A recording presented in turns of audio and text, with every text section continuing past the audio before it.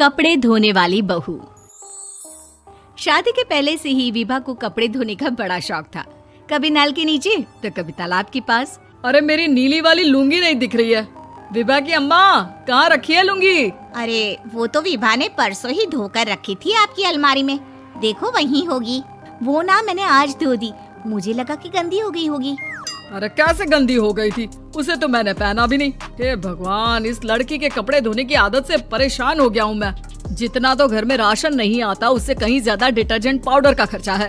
इसकी शादी करवा दो, शादी जाए अपने घर में ही करे काम, फिर चाहे घर के कपड़े धोने हो या पूरे गांव के। हाँ ठीक बोल रही हो, देखता हूँ मैं कोई लड़का। वो दिन भी आ जाता है जब विभा को देखने लड़के वाले आ जाते हैं। लड़की मुझे अच्छी लगी। होने वाली सास कहती है, बेटी अगर कुछ पूछना है तो पूछ लो। वैसे तो हमारी लड़की बहुत ही शर्मीली है, जो बोल दो वो मान लेती है, इसे क्या पूछना होगा। अरे कैसी बात कर रही हो माँ, मुझे इन लोगों के घर रहना है, सवाल तो कई है। हाँ हाँ बेटा, पूछ लो ना, क्या पूछना है। आप लोगों के घर कपड़े कौन धोता है? सास का मुंह बन जाता है। देखो, अगर तुम ये कहना चाहती हो कि तुम्हें कपड़े धोने नहीं आते तो सुन लो, कपड़े मैं ही धोती हूँ, लेकिन तुम्हारे आ जाने के बाद मैं रुमाल तक नहीं धोऊंगी। अरे चुप रहना भाग्यवान, बहू बेचारी घर आई नहीं, उसे डराना शुरू कर दिया। वो क्या है ना बिटिया, अभी तक तो ये कल्लू की माँ ही धोती थी, लेकिन अब तुम्हारे पापा तो दहेज में वॉशिंग मशीन देंगे ही। तभी विभा की माँ बोल पड़ती है, सवाल भी पूछा तो क्या। वैसे भाई साहब, मशीन की तो फिर भी कपड़े धोने की कैपेसिटी होती है। मतलब जो बिटिया दे रहे हैं ना विभा, इसे कपड़े धोने का बहुत शौक है। ये आप लोगों की क्या, आस पड़ोस गांव मोहल्ले सबके कपड़े धो दे और उफ तक ना करे। बाहर देखा नहीं आपने कितने कपड़े सूख रहे हैं? सब हमारी बिटिया ने ही तो धोए हैं। बस भी करो ना माँ, शर्म आ रही इतनी तारीफ सुनकर। और तो और एक दाग निकाल कर दिखाओ तो मान जाऊँ। हाँ अच्छा, माफ करना बेटा, मैंने गलत समझा। हमें तो रिश्ता बहुत पसंद है। और ऐसे जुड़ जाता है रिश्ता कपड़े धोने का शौक रखने वाली विभा का। उसकी शादी हो जाती है कोयला फैक्ट्री में काम करने वाले कल्लू के साथ। शादी के बाद अचानक विभा चिल्लाती हुई सास के पास आती है। सासू माँ, अरे सासू माँ कहाँ है आप? ये तो धोखा है, धोखा दिया आप लोगों ने मुझे। इसे ससुर के चक्कर के बारे में पता चल गया। अरे तो उसमें तुझे क्यों धोखा मिला है? अरे नल में पानी नहीं आता, कपड़े कैसे कब धुलेंगे? अच्छा, तू पानी नहीं आ रहा उसकी बात कर रही है। तो आपने क्या सोचा? कुछ नहीं। अच्छा, तेरी माँ ने कहा था कि कपड़े धोने का शौक है तुझे, याद आया मुझे।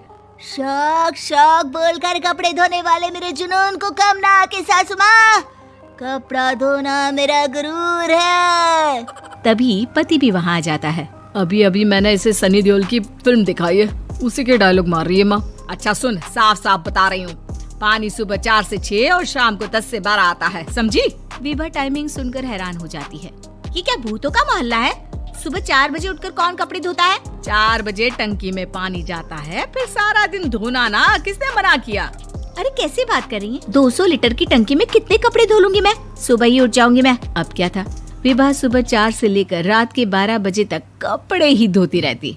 एक रोज सास पड़ोस से निकलकर कहीं जा रही होती है कि साथ वाली कहती है, हाँ कल्लू की माँ, जरा ये बताओ कि 2 साड़ी है, 2 ब्लाउज और एक पेटीकोट और एक नाड़े वाला लंबा कच्छा।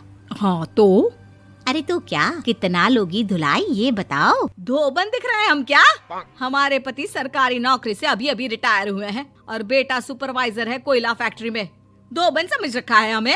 हाय रे कल्लू की अम्मा, माफ कर दो, वो तो मोहल्ले में यही सब बता रहे थे कि तुमने बहू को कपड़ा धुलवाने के काम में लगा दिया है। सास को पड़ोसन की बात सुनकर गुस्सा आ जाता है। वो घर पहुंचती है जहां घर के बाहर ही इतने सारे कपड़े सूख रहे होते हैं जितने कि किसी धोबन के घर पर। अरे ओ कल्लू की दुल्हन, बाहर निकल।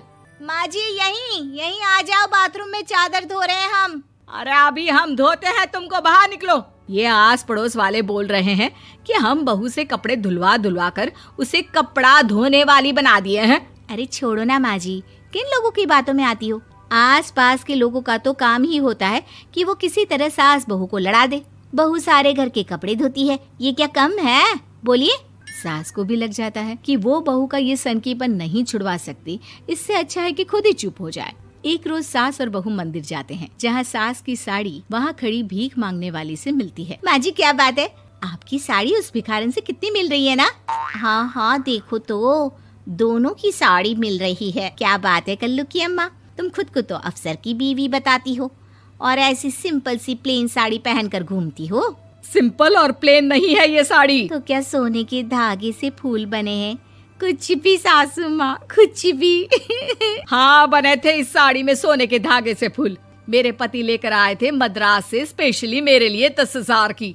ताहे भाई साहब इस भिखारन के लिए भी सेम टू सेम साड़ी लेकर आए होंगे 10,000 की।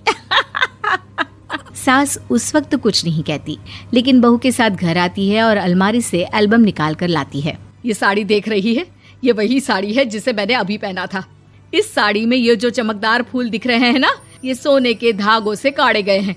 लेकिन तू लोकल वॉशिंग मशीन ब्रश से घिस घिस कर सारे फूलों को निकाल कर साड़ी प्लेन कर दी। मुझे माफ कर दीजिए सासू माँ। और तो और, जब मैंने तुझे तेरी गलती के लिए कुछ नहीं कहा, लेकिन तूने तो सबके सामने मेरा मजाक ही बना दिया। क्यों? बहू को समझ में आ जाता है कि अब से उसका कपड़े धोना बंद।